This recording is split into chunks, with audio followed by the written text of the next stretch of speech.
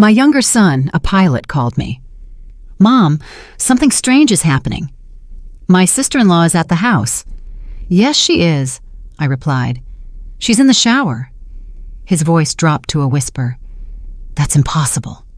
I have her passport in my hands. She just boarded my flight to France." At that very moment, I heard footsteps behind me. "I'm glad you're home." If you're watching this video, please like, subscribe to the channel, and tell me in the comments where you're watching my story of revenge from. I want to know how far it has reached. This morning, just like any other, I was rushing to do the dishes after breakfast. My older son, Stephen, had left for work early, leaving the house quiet. His son, my grandson Matthew, that clever little rascal of 7, had already been picked up by the school bus, and Araceli, my daughter-in-law, Stephen's wife, had just gone upstairs. Her soft voice floated down to me. "Mom, I'm going to take a quick shower, okay?" I nodded, smiling. I had barely put away the last plate when the landline rang. I dried my hands on my apron and hurried to answer. The cheerful, youthful voice of my younger son, Ivan, filled the line. "Mom, I just wanted to say hi. I had some free time during a layover at the airport." Hearing his voice felt like a warm hug. Ivan is my pride and joy, a young co-pilot who's always on the move, living out the childhood dream he had of conquering the skies. I smiled and asked him a few questions about his flight, about how he was doing. He laughed heartily and said everything was great, that work was going smoothly, but suddenly his tone changed, as if he was hesitant to say something. "Hey, Mom, something really weird happened." "My sister-in-law is at the house?" I was puzzled. I looked toward the stairs, where I could still hear the water running in the bathroom. "Of course she is, honey. Araceli is upstairs taking a shower," I replied, completely certain. Araceli had talked to me less than 10 minutes ago, and she was wearing that white blouse she always wore around the house. How could I be wrong? But on the other end of the line, Ivan was silent for a long while, so long that I could hear his breathing. Then his voice became very serious, full of amazement. "Mom, that's impossible because I have her passport right here in my hand. She just got on my flight headed for France." I laughed, thinking he must have been mistaken. "Oh, honey, you must have seen wrong. I just saw Araceli. She even told me she was going to take a shower." I tried to explain calmly to reassure him, but he didn't laugh. He didn't answer me like he always did. He told me in a slow voice, as if he was trying to put the story in order in his head, that after all the passengers had boarded, he ran out to look for some papers he'd forgotten and accidentally found a passport lying near the boarding gate. At first, he thought about giving it to the airport staff, but when he opened it to see who it belonged to, he froze. The photo was of Araceli. Her name was right there, clear as day. There was no way to get it wrong. My heart began to beat faster, but I tried to stay calm.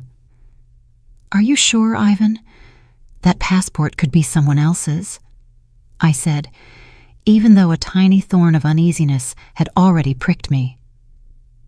Ivan sighed, and his voice was now a mix of bewilderment and firmness. "Mom, I just went down to the passenger cabin to check if it was her. She's sitting in first class next to a man who looks very rich and elegant.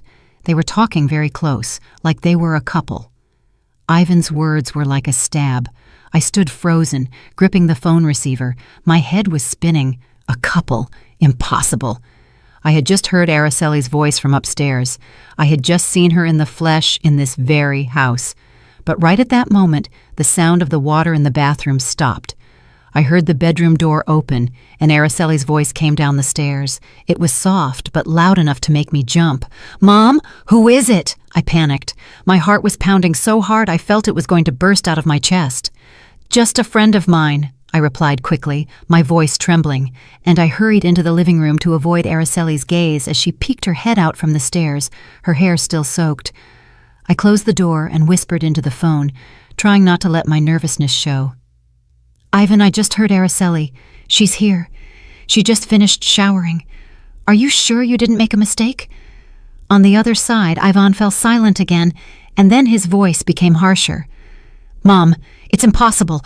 I have her right in front of me on this plane. I'm looking at her right now." I was speechless, my mind blank. I hung up the phone, my hands shaking so much that I almost dropped the receiver. The living room suddenly felt suffocating, even though the sun was shining brightly outside. I collapsed onto the couch, trying to take a deep breath, but my chest felt heavy with an unanswered question. If Araceli was here, who was the woman on Ivan's flight?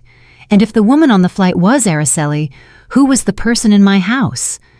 A few minutes later, Araceli came down to the kitchen. She was wearing a clean, light blue dress, her hair still damp, and she smiled with the same sweetness as always. "Mom, I'm going to the market early today. Do you want me to get you any vegetables or anything?" Her voice was kind, familiar, as if nothing strange was happening. I looked at her, trying to force a smile, but inside, I felt as if I was carrying stones. "Yes, honey, bring some tomatoes, please," I replied, my throat dry. Araceli nodded. She took her wicker basket and walked out of the house. Her silhouette disappeared behind the gate. I stood there, watching her go with a whirlwind in my soul. I didn't believe Ivan was lying to me. My son had no reason to invent a story like this. He had always been an honest boy, very sensitive and affectionate with his family. But Araceli, the daughter-in-law I had lived with for so many years, was also in front of me, in the flesh. Unmistakable. I asked myself, could there be something I've missed? Is there some secret in this house that I, an old woman, have never noticed? I sat in silence in the living room as the midday sun filtered through the curtains, casting faint stripes of light on the tiled floor. The old armchair where I always sit to knit or read stories to. Matthew also seemed heavier now. Ivan's call kept echoing in my head. Every one of his words was like a hammer blow to my heart. I looked around the room where the family photos hung. Stephen and Araceli on their wedding day, newborn Matthew, and Ivan's radiant smile when he first put on his pilot's uniform. All those memories now seemed covered by a haze, blurry and full of doubt. My name is Stella Brooks, a 65-year-old widow who lives in a quiet, middle-class neighborhood in Phoenix, Arizona. My husband, Raphael, passed away 10 years ago, leaving me with the two sons I love more than my own life. Stephen, the oldest, is a hard-working architect, always immersed in his blueprints and projects. Ivan, the youngest, is my pride for having made his dream of being a pilot come true. My life revolves around Stephen's small family, my daughter-in-law, Araceli, and my grandson, Matthew, and the peaceful days in this house. Araceli, my daughter-in-law, was always the perfect model in my eyes. She was beautiful, industrious, always impeccable, from the way she dressed to how she cared for Matthew. I still remember the day of their wedding, a big party held in the yard of her parents' house. Even though Araceli's family wasn't wealthy, they put in their utmost effort to make everything perfect. Araceli came into my house with a confident smile and a bright look, as if she had been born to be a wonderful wife and mother. I used to think how lucky I was to have a daughter-in-law like her. After Araceli left for the market, I stayed seated, unconsciously gripping the edge of the tablecloth. Ivan's call made me re-examine small details that had seemed normal before. There were days when Araceli would leave the house saying she was going to the market or to see a friend, but when she returned, she seemed like a different person. One day she was all sweetness, hugging Matthew and singing to him to put him to sleep, but on other days she was in a bad mood and would yell at me just because I forgot to put the salt shaker back in its place. I used to think they were just the mood swings of a young woman, but now I wasn't so sure. My heart was tied in a knot, as if someone was messing with all the memories I had cherished for so long. I remember once, a few months ago, Araceli took a pen to write the grocery list with her right hand. Her handwriting was very straight and neat, but the next day I saw her using her left hand, and she was writing with more scrawls, as if she wasn't used to it. I asked her, "Since when do you write with your other hand, honey?" She laughed and quickly replied, "Oh, just for fun, Mom. I'm practicing." I nodded without giving it more thought, but now that detail had become a sharp piece in my mind. I was lost in my thoughts when I heard the door open. Matthew ran in, his backpack bouncing on his back. He hugged me tightly, saying in his little chirping voice, "Grandma, the teacher complimented me today because I drew so well." I stroked his head, trying to smile, but I still felt a weight in my chest. Matthew sat down and pulled out his notebook to show me. "Grandma, look, yesterday my mom helped me with my homework with her right hand, and her writing was so pretty, but today she wrote with her left, and it came out uglier." The boy pointed to 2 pages in the notebook, one with well-formed letters and the other with crooked ones. I looked at the handwriting, and my heart sank. "Your mom must have been busy today. She was probably tired, that's why she wrote like that," I said, trying to hide my confusion. But Matthew looked up with his innocent eyes. "Grandma, my mom is so weird. Some days she hugs me really, really tight, but other days she doesn't even look at me." My grandson's words were another stab. I hugged him, trying to comfort him, but in my head everything was starting to get tangled up. Just then, the doorbell rang. I got up, opened the door, and saw Mrs. Collins, my good neighbor, standing there with the plate that Araceli had taken to her the day before. She smiled with her usual kind smile, but there was curiosity in her eyes. "Stella, your daughter-in-law is so nice, but yesterday I noticed she gave me the plate with her left hand, and you told me she's a righty, right? That's strange. Or maybe she uses both hands." I forced a smile and replied, "Maybe so, Helen. Do you want to come in for some tea?" She nodded and came in, but her comment was like a thorn stuck in me. It wasn't just me, even the neighbors had noticed the difference. I served her tea and we talked about this and that, but as soon as she left, I sank onto the couch with my hand on my chest. I felt frozen, as if the world was falling down on me. That afternoon, I went out into the garden with the watering can, trying to let the water fall gently on the daisies I had cared for years. The sun was starting to set. The shadows of the trees stretched across the yard, but my soul could not find peace. The words of Matthew, of Mrs. Collins, and Ivan's firm voice on the phone kept circling in my head like pebbles thrown into a calm lake, creating ripples that wouldn't stop. I was watering the plants, but my mind wasn't there. I asked myself, am I too old now to notice the strange things happening in my own house, or have I been turning a blind eye on purpose, wanting to believe in the happy family I always dreamed of? Araceli returned from the market carrying her wicker basket, but what caught my attention was that she was holding it with her left hand. I remembered perfectly that Araceli always used her right hand, from how she held the knife to chop vegetables to how she combed Matthew's hair. I stood there, watching her put the basket on the kitchen table, and I asked her in a low voice, "What did you buy, Araceli?" My voice tried to sound natural, but inside a wave of suspicion was growing. She smiled and replied very politely, "I got some tomatoes, cilantro, and fresh fish, Mom. I'm going to make the roasted fish you like so much tonight. Does that sound good?" Her voice was soft, as always, but I couldn't help but notice her hands. The left one? No, the right one. I nodded and turned away, pretending to clean the table, but my heart was pounding hard. Was I imagining things, or were these small details trying to tell me something? At dinner time, the whole family gathered at the table. Stephen was tired after a long day at work, but he still smiled at Matthew and asked him how school had been. Araceli ate slowly, delicately, and even turned to Stephen to remind him, "Honey, the parent-teacher conference is next week, so be sure to take the day off." I looked at her, trying to find the daughter-in-law I was so proud of, but in my head, Ivan's voice kept echoing, "She's sitting in first class next to a man." I bit my lip, trying to swallow the anguish, but it felt like a stone stuck in my throat.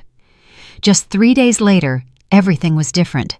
Matthew dropped a glass of water during dinner, and the water splashed all over the tablecloth. I quickly grabbed a rag to clean it, laughing, "It's okay, honey, just be more careful." But Araceli, sitting across from him, suddenly frowned and said in a sharp voice, "Matthew, why are you so clumsy? Be more careful." I was stunned, looking at Stephen. He also frowned and said in a low voice, "Araceli, it was an accident. That's all." She turned with a spark of anger in her eyes. "You always defend him, and I end up looking like the bad guy in the house." The atmosphere at the table became heavy. Matthew lowered his head, his eyes full of tears. I hugged him, feeling a deep pain. Only a few days ago, Araceli had lovingly reminded him about school, and now she seemed like a completely different person.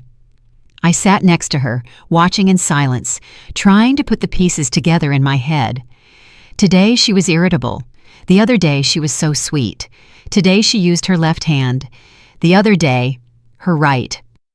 These small differences, one by one, were piling up in my mind like the pieces of a puzzle I still couldn't see completely. I told myself I had to calm down, but every time I looked at Araceli, I saw a stranger, as if she wasn't the daughter-in-law I had lived with for so many years. A few days later, I took Matthew to school. He held my hand as we walked down the same old cobblestone street. Suddenly, he stopped, looked at me, and said in a sad voice, "Grandma, yesterday my mom taught me how to write, and she was so patient. Her handwriting was so pretty, but today she didn't even want to look at my homework. She told me to do it by myself." I knelt down to look into his clear eyes, and I felt my heart break. "Your mom was busy, honey. Don't be sad," I said, but my voice trembled. Matthew nodded, but his gaze was still full of disappointment. I hugged him, feeling a huge sense of powerlessness. He's only 7. How was he supposed to understand something that I myself couldn't figure out? That night, we sat down to dinner again. Suddenly, Araceli took a small notebook out of her bag and started writing something with her left hand. Stephen, who was serving himself food, laughed suddenly. "Hey, since when do you write with your left hand? It looks so strange." Araceli stopped dead, with a forced smile on her lips. "Oh, just experimenting, honey." She quickly put the notebook away in her bag, but I noticed a flash of panic in her eyes. Stephen shook his head and didn't say anything else, but I knew he had also noticed something strange. I stayed seated there, gripping my spoon, trying to keep a straight face, but inside, the doubts were growing like a slow fire. One morning, I took an empty spice jar and crossed the same old cobblestone street to go to Mrs. Collins' house. Araceli had borrowed it a few weeks ago, saying it was for making the chili she liked so much. I knocked on the door, and Mrs. Collins opened it with her usual kind smile. "Stella, come in. Let me make you some coffee," she said, a rag still in her hand. I gave her the jar, thinking of thanking her and leaving, but she pulled me to sit in a wooden chair in her kitchen. The atmosphere was warm. It smelled of roasted coffee, but I couldn't relax. Mrs. Collins looked at me with eyes full of doubt and lowered her voice. "Stella, please don't get mad at what I'm about to say. Has your daughter-in-law's personality changed? One day she greets me so happily and even asks about my kids, but yesterday she passed by here. I waved at her and she didn't even acknowledge me, as if she didn't know me." Mrs. Collins's words were another stone in the troubled lake of my heart. I forced a smile and replied, "She must have been in a hurry, Helen. You know how young people are these days." But inside, I was a mess. I knew Mrs. Collins wasn't just talking to talk. She's a very sensitive person who always pays attention to details. If even she noticed how strange Araceli was, then my suspicions weren't just my imagination anymore. I stayed for a little while longer, took a sip of the now cold coffee, and said goodbye, my heart heavy. On my way back, I passed by Mr. Johnson's bakery, where I always bought sweetbread for Matthew. Mr. Johnson was at the counter, and when he saw me, he smiled. "Mrs. Brooks, what can I get for the little champ today?" I asked for some pastries, and he suddenly asked, "You're Stephen's mom, right? His wife came in the other day. So nice. She even told me how delicious my bread was. But this morning she came back with a scowl on her face. She bought the bread and didn't even say thank you. She just left." I froze, gripping the handle of my purse. "She must have been tired, Joe," I replied, my voice trembling. I thanked him quickly and left. Mr. Johnson's words were another knife, cutting deeper into the doubts that were growing inside me.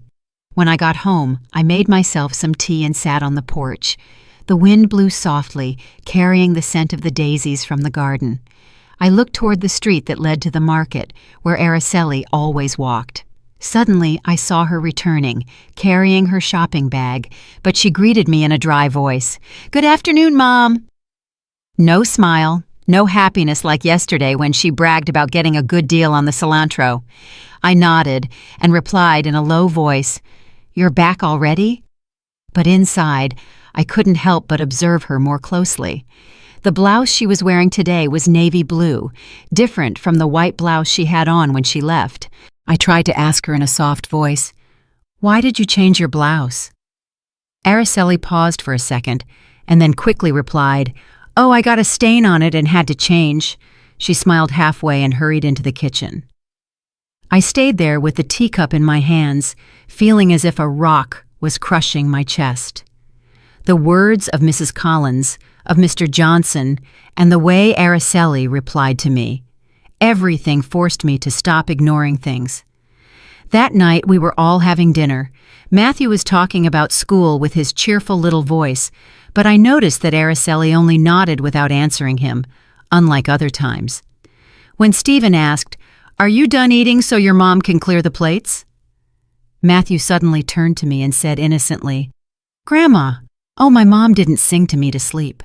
But yesterday she did sing that song, Cielito Lindo. You always sing to me, and it sounded so beautiful." I looked at Araceli, who was serving herself food without reacting, but Matthew's words were like a needle in my heart. That lullaby, that Cielito Lindo that I used to sing to Stephen and Yvonne, only Araceli and I knew it in this house. So why did she sing it yesterday and not today? Why did she change so quickly? I got up to clear the plates, but my mind was no longer there. I remembered the times Araceli would leave the house saying she was going to see a friend, but would return with a strange look. One day she brought a bouquet of fresh flowers, saying a friend had given them to her, but another day she got angry when I asked her, "Where did you go today that you got home so late?" I used to think these were unimportant things, but now they seemed like the pieces of a much bigger secret. I didn't want to believe that Araceli was hiding something from me, but every word, every gesture of hers made me doubt. That night, after cleaning the kitchen, I sat at the dining room table and took an old notebook out of a drawer. My hand was shaking as I wrote the first line. 3 p.m., Araceli leaves for the market. Returns 6 p.m., wearing a blue blouse. Irritable attitude. I didn't know what I was doing, but I knew I couldn't keep pretending that nothing was happening. I kept writing. Yesterday she sang to Matthew to sleep, tender. Today she was cold, didn't sing. Each word was a heavy stroke, as if I was engraving my suspicions into reality. My old notebook was now full of notes about Araceli. Every line was a piece of my doubt, as if I was painting a picture I didn't dare to look at. I sat in the kitchen, looking at the notebook with a heavy heart. I couldn't keep all these thoughts to myself anymore. They were like waves rising and falling, leaving me alone in my confusion. I needed someone to talk to, someone who would understand me, who wouldn't judge me, who wouldn't jump to conclusions. I immediately thought of Carol, my best friend, who has been with me since we were young, when we used to sit and knit under a tree and tell each other our lives. I picked up the phone, my voice trembling. "Carol, are you free this afternoon? Let's go to the coffee shop on the corner. I need to talk." Carol accepted instantly, her voice as warm as ever. "Stella, I knew something was wrong. Wait for me. I'm on my way." I felt a little relief, but the worry was still weighing me down. I put on my old shawl and left the house for the small coffee shop on the corner, where Carol and I had shared so many joys and sorrows. The place was the same, with its dark wooden tables and that delicious smell of freshly roasted coffee.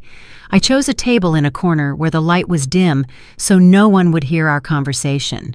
I sat there, hugging the hot coffee cup, but with my soul cold.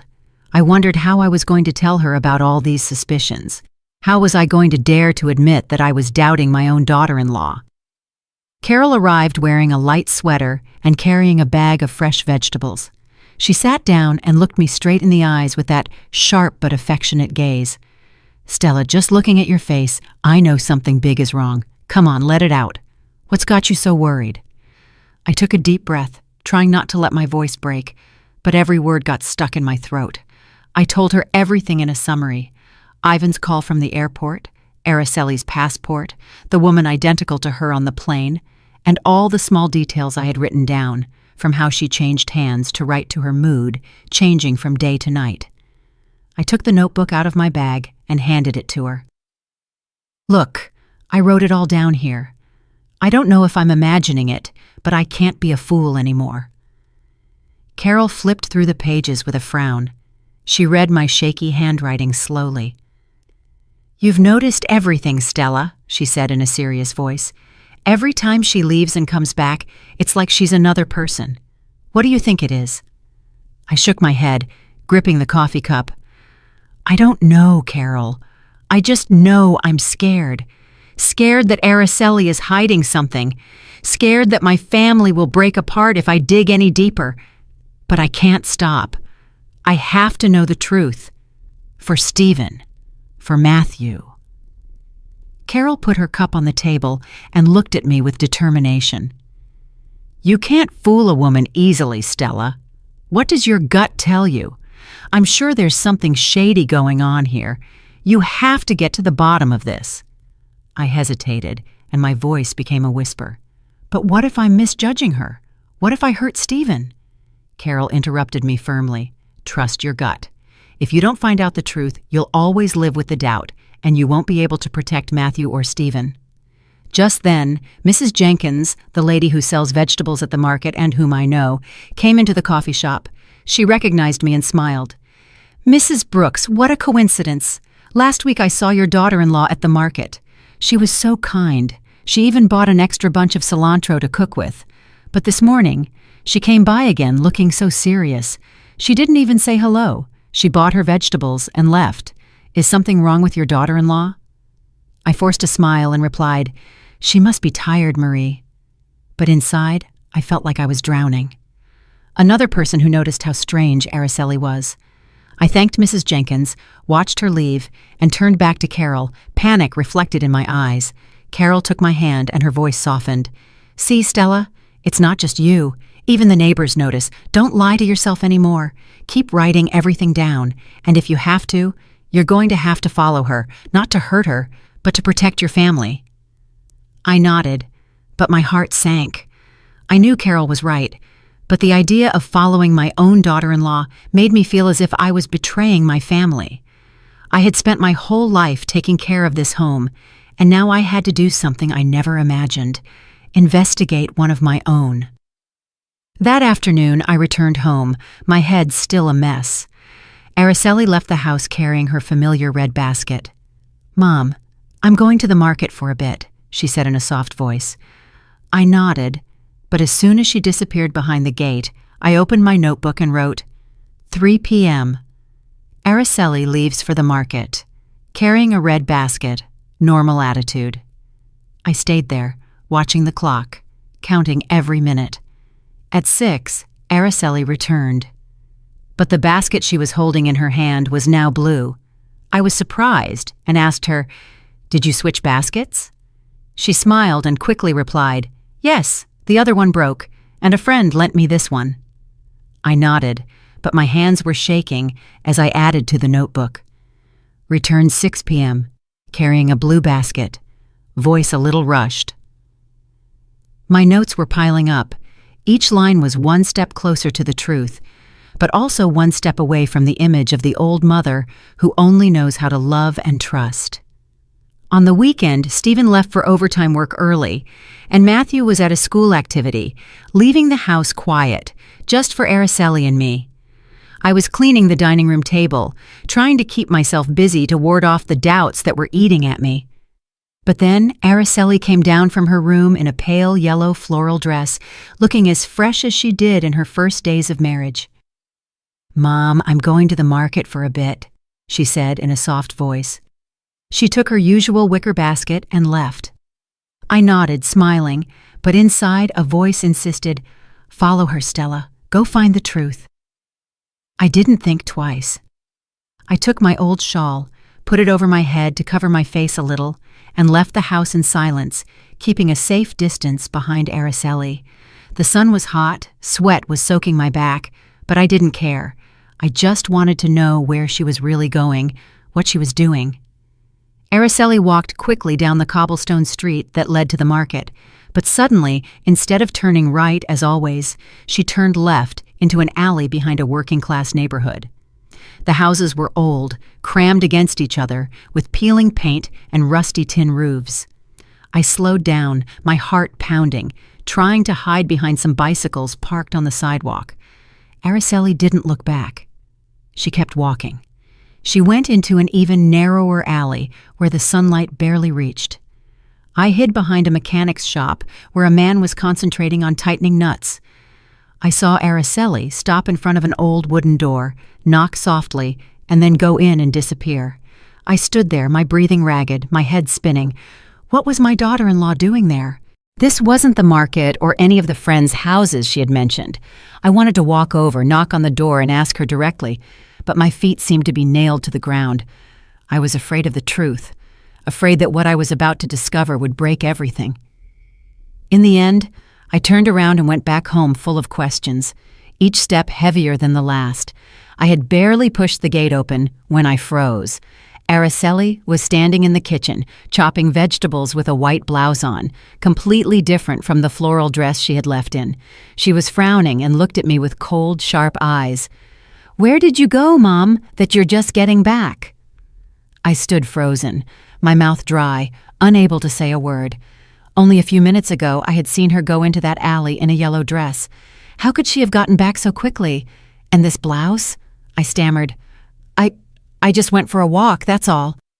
Araceli nodded without saying anything else, but her gaze sent a shiver down my spine. I went up to my room, pretending to look for something, but in reality, it was to escape that look, to calm my heart that was pounding wildly in my chest. That night, I was sitting knitting when Matthew ran into my room, his cheeks red from playing in the yard. He hugged my legs, sobbing, "Grandma, my mom yelled at me just because I dropped a pencil. Not like yesterday. Yesterday she was so nice, she even hugged me." I took Matthew in my arms, stroked his head, but inside, I felt like I was burning. "Your mom was tired, honey." "Don't be sad," I said, but my voice trembled. Matthew hid his face in my shoulder and whispered, "Grandma, I want the mom from yesterday." I hugged him tighter, tears about to fall. My grandson's words were like a knife, engraving my suspicions even deeper. That night, I couldn't sleep. I lay in bed with my eyes wide open, staring at the ceiling. The images repeated over and over in my head. Araceli, in the floral dress, going into the alley. Araceli, in the white blouse, standing in the kitchen. And Ivan's voice. "She's on my flight." I took the notebook out of the drawer and wrote a sentence. I didn't even dare to believe myself. Maybe they are not the same person. That sentence felt like a curse and made me tremble. The next morning, I decided to go back to that alley. I couldn't bear the doubt anymore. I took the family photo that hangs in the living room, the one where Araceli smiles radiantly next to Stephen and Matthew. I held it tight and left the house, determined but terrified. The alley was the same as yesterday, silent and somber. I stopped next to a corn stand where a middle-aged woman was fanning the charcoal. I showed her the photo and asked, "Excuse me, have you seen this young woman around here?" The woman looked at it closely and then pointed. "Oh yes, of course. She comes and goes often from the house at number 14, that one over there." I thanked her, my heart pounding in my throat, and walked straight to that house. The house at number 14 appeared in front of me, with stained walls, a peeling wooden door, and a pot with a wilted daisy on the window frame. I stood there, my hands trembling, feeling that the whole world was holding its breath with me. I knocked on the door, and each knock sounded like a hammer blow to my chest. The door opened, and I was speechless. In front of me was a woman identical to Araceli, from her face, to her body, to her long black hair. The only difference was her frightened look and her hands that were shaking as she held a rag. I stammered, my voice breaking. "Araceli?" The young woman started, gripped the rag tightly, and tried to slam the door shut. But just then, another voice was heard from inside, a soft but firm voice. "Isadora, don't hide anymore. You know this is wrong, too." I looked up and saw a young woman come out of a corner of the room, standing right behind the woman who looked just like Araceli. She was thin, with her hair in a bun, and had an intelligent but kind look. She looked at me and smiled slightly. "My name is Lucy Miller, Isadora's roommate, Mrs. Brooks. Please come in. It's time you knew the truth." I took a deep breath, trying to keep my legs from trembling, and went into that small, tin-roofed house. The walls were stained, the concrete floor was cracked, and a faint smell of disinfectant hung in the air. In a corner, an old man coughed weakly, lying on an old cot covered with a frayed blanket. I felt the space crushing me, but I still walked and sat down in the wooden chair that Lucy pointed to. The woman identical to Araceli lowered her face, and her voice was barely a whisper. "I'm sorry. I'm not Araceli. My name is Isadora." I looked at her, my mind a whirlwind, unable to say anything. Isadora. The name was strange, but the face was too familiar. I clasped my hands, trying to keep my voice firm. "You explain to me why you look so much like my daughter-in-law, and why you show up at my house." Isadora looked up, her eyes full of guilt, but she didn't answer immediately. Instead, Lucy sat down next to her, poured a glass of water from an old plastic jug, and began to speak. "Isadora is very poor, Mrs. Brooks," Lucy said in a calm, clear voice. "Her adopted parents are very ill, especially the gentleman lying down there. A few years ago, Isadora met Araceli by chance at a market. They looked like two peas in a pod, and Araceli took advantage of that. She proposed that Isadora pretend to be her, that she replace her for a few hours whenever she needed to. Isadora didn't want to, but Araceli paid her very well, and her family needed the money for medicine." I looked at Isadora and saw that her head was bowed, gripping the rag so tightly that her knuckles turned white. "Replace her for what?" I pressed, my voice full of disbelief. "Why would Araceli need someone to pretend to be her?" Isadora looked up, her voice trembling. "I don't know everything, ma'am. She would just tell me, 'You just stay in the house for a few hours. Do some things like go to the market, take care of the boy,' and then she would give me money. A lot of money, enough to buy my parents' medicine.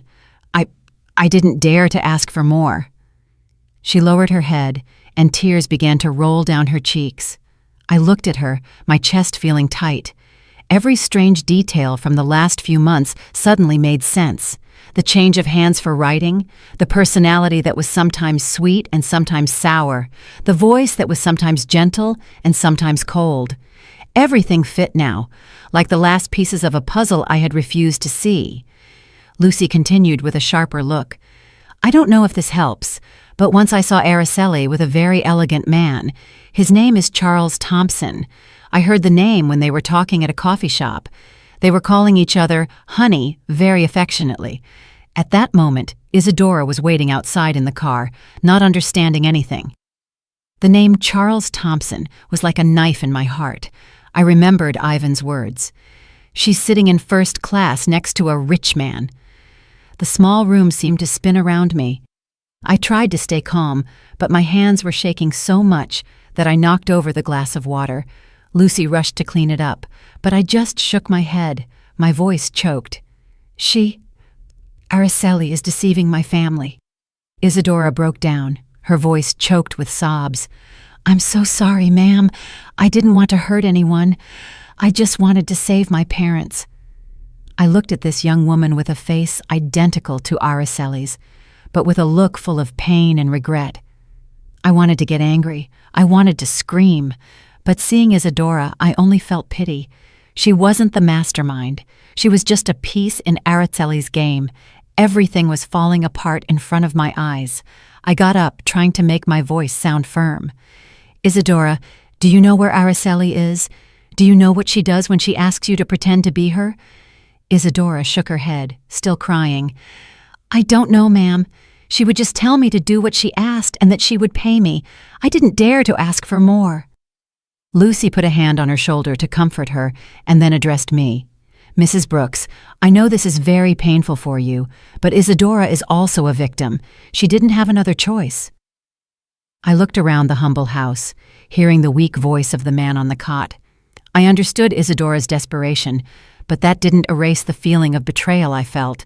I clenched my fists, trying to hold back the tears. I don't blame you, Isadora, but I need to know the truth. I need to protect my son and my grandson. I got up, feeling that the world was collapsing on me. Thank you, Lucy, for telling me the truth. I'll be back. I left the house, and the bright sun outside blinded me, but my heart was cold. The next morning, I went back to that small alley where the stained walls and the peeling wooden door had become an obsession in my mind. The sun was still hot, but I felt a coldness inside, as if I was carrying a cold wind of unresolved doubts. I knocked on the door of number 14, gripping the family photo as if it were an amulet that would give me the courage to face the truth. This time, Isadora didn't seem so scared. She opened the door with a still shy but calmer look and invited me in. Mrs. Brooks, I was expecting you. Please, come in. The house was still small, with that smell of disinfectant and the weak cough of the man on the cot. I sat in the old wooden chair and looked at Isadora. She was wearing a simple blouse, her hair in a loose bun. She looked tired, but no longer frightened. I took a deep breath and said in a low voice, Isadora, I want to meet your adoptive mom. I need to understand all of this better. Isadora nodded and led me to a corner of the room where a very thin woman with completely white hair was lying in bed, her cloudy eyes staring at the ceiling. She was Mrs. Jones, Isadora's adoptive mother. I took her frail hand and introduced myself. I'm Stella Brooks, Stephen's mom, Araceli's husband. Mrs. Jones looked at me, breathing with difficulty, and said in a weak voice, Isadora is not my blood daughter. She's a child I adopted when she was a newborn. Her words were like a hammer blow to my head. I froze, my heart beating faster, but I tried to make my voice sound calm. Please, tell me how it all happened. The lady coughed, and then, slowly, began to tell me a story I wasn't prepared for. Many years ago, I was a nurse at a hospital in a small town, she began, her voice trembling. A very poor family had twins. They were so poor they couldn't keep both of them. The mom was crying. She said she could only keep one. The other one they were going to abandon. My heart broke. I couldn't let them abandon that baby. So I adopted her. That's Isadora. She stopped for a long cough and then looked at Isadora with immense love. I raised her as if she were my own, but I know she has always wanted to find her real parents. I have nothing to give her but my love, and this house. I sat there, gripping the edge of the chair, my head spinning. Do you know who Isadora's biological parents are? I asked, my voice trembling. Mrs. Jones shook her head. I only know they were a poor family from a nearby town. I didn't ask much. I just wanted to save the child. I looked at Isadora and saw her with her face bowed, tears rolling down. Mrs. Brooks, I don't know anything about my biological parents, she said, her voice choked. But when I met Araceli, I thought maybe she knew something. She looks so much like me, but she never told me anything about that. I felt a lack of air. I asked Mrs. Jones to let me see her old papers, hoping to find a clue. She pointed to an old wooden dresser. Isadora took out a yellowish paper envelope and gave it to me. Inside, there was a copy of some hospital papers with Isadora's date of birth. I read them quickly and felt my heart stop. Isadora's date of birth was exactly the same as Araceli's, the one I had seen on her papers when she married Stephen. I gripped the documents with trembling hands and looked at Isadora. You and Araceli could be twin sisters, I said, my voice lost. Isadora broke down crying, covering her face. So Araceli is my sister? Why didn't she tell me anything? Why did she make me do all that? I looked at her, my heart shattered. I remembered the days when Araceli came to my house, radiant and confident, as if she had been born to be the perfect wife and mother. I had loved her. I had believed she would give Stephen happiness, but now I knew that she had not only deceived my family, but she had also taken advantage of her own sister, using her as a double to hide secrets I didn't even dare to imagine. I stood up, put my hand on Isadora's shoulder, and my voice, though firm, could not hide the pain. Isadora, from today on, I won't let anyone else take advantage of you. I'm going to help your parents with their illness, but in return, you have to cooperate with me. I need to bring this truth to light, for Stephen, for Matthew. Isadora nodded, still crying. I will help you. I don't want to live in this lie anymore. I looked at her and saw sincerity in her eyes, and for the first time, I felt a ray of hope in the middle of the storm. I left the house and walked through the alley, my soul in turmoil. I passed by the bustling market where people were shopping and laughing, but in my mind, Mrs. Jones's words echoed like bells. 2 twins, one abandoned, the other raised, and now their destinies had crossed in my own family. I returned home, my soul a mess, like a field after a storm. The truth about Araceli and Isadora, the secret of the twins, was a rock crushing my chest. I was at a crossroads for which I was not prepared, to confront my daughter-in-law, the woman who had deceived us all, and to reveal the truth to Stephen and Matthew. That night I called Ivan. My voice was firm, though my heart was trembling. Ivan, you have to come home tomorrow night. There are some things I need you to clarify. Ivan was surprised. I could hear the worry in his voice. Mom, did something serious happen? I said bluntly, you just come, honey. I need you, and if you can, bring Araceli's electronic passport. He didn't ask any more questions. He just said, yes, Mom, I'll be there. I hung up and sat down, feeling that the whole world was crashing down on me. I knew that tomorrow night would be one that no one in this family would ever forget. The next day, I got up early and prepared a big family dinner. I put a white tablecloth on the table, lit some candles. I cooked the chili that Stephen likes so much and the roasted fish that Matthew always asks for. I wanted this dinner to be special, not to celebrate, but to mark a before and after. I was in the kitchen chopping vegetables, but my mind was somewhere else, between that dark alley and Isadora's words. I told myself I had to be strong for Stephen, for Matthew, but each cut of the knife felt like a cut in my own heart. Stephen got home as it was starting to get dark, tired from work. Seeing the table set, he was surprised. What are we celebrating? Why did you make so much food, Mom? I smiled, trying to seem calm. I just wanted all of us to have a nice dinner. Sit down, honey. Araceli came in with her light blue dress, a soft smile, but a bit of nervousness in her eyes. Matthew ran to hug my legs. Grandma, the fish smells so good. I stroked his head, a lump in my throat. I knew that after this night, Matthew's innocent smile might never be so carefree again. We sat down at the table, and at first the atmosphere was lively. Stephen talked about work. Matthew spoke excitedly about the drawing he had made at school. Araceli nodded, commenting occasionally, but I noticed her hand was shaking a little as she held her spoon. I took a deep breath and signaled to Ivan, who was waiting outside. He came in, and right behind him was Isadora in a simple dress, her face identical to Araceli's, but with a look full of anguish. Everyone at the table fell silent. Matthew looked confused from Araceli to Isadora and asked innocently, "Why are there 2 moms?" Stephen turned pale, dropped his spoon, and Araceli jumped up, shouting, "What is this about, Mom?" I stood up, gripping the edge of the table to keep from shaking. "Sit down, Araceli," I said in a slow but firm voice. "I need us to clear everything up." I started telling the story, and each word tore me up inside. Ivan's call from the airport when he saw her on a flight to France, even though she was still at home, the time she changed hands to write, her personality, sometimes sweet and sometimes sour, and finally, my visit to the alley where I met Isadora and discovered the secret of the twins. "You and Isadora are twin sisters," I said, looking her straight in the eyes. "You took advantage of your sister to hide the truth. Tell us what the truth is." Araceli was trembling, her face as white as paper. She yelled, trying to defend herself. "She's making it all up to humiliate me. How dare you?" But Yvonne walked over and put a stack of papers on the table with a thud.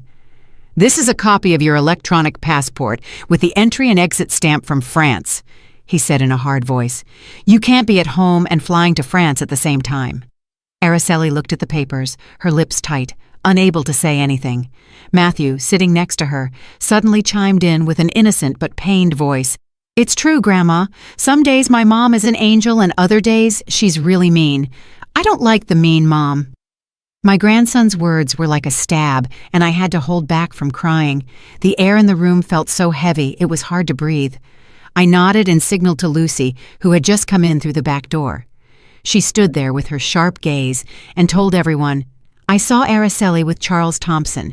They were calling each other honey, and it was she who hired Isadora to pretend to be her and deceive the family." Stephen turned to his wife, his voice choked. "Is it true, Araceli? Tell me, is it true?" Araceli bit her lip in silence for a long moment and then suddenly yelled, her voice full of fury. "Yes, it's true. I have a lover. I'm sick of this poor life. I'm sick of being the daughter-in-law in this house. Charles gives me a life 100 times better. And you, Stephen, you're good for nothing." Her words were like a bomb that exploded in the room. Stephen froze, clenching his fists so hard they turned white. Matthew broke down crying and ran to hug me, his voice trembling. "Grandma, what did my mom say?" I hugged him tightly, and tears rolled down my cheeks. I looked at Araceli with a broken heart. She was standing there with a cold look, without a shred of remorse. Stephen got up, his voice shaking. "Araceli, do you really think that?" She turned and left without answering. Isadora, who had been silent on the side, suddenly spoke in a low but clear voice. "Sister, you didn't have to hurt them like that. I just wanted to help you, but I didn't know you would go this far." Araceli glared at her, but didn't say anything. She just turned around and left. The door slammed shut, leaving the room in a painful silence. After that night of confrontation, the air in my house felt like it had been robbed of life. The living room that used to be filled with Matthew's laughter and Stephen's talks was now in a silence that suffocated.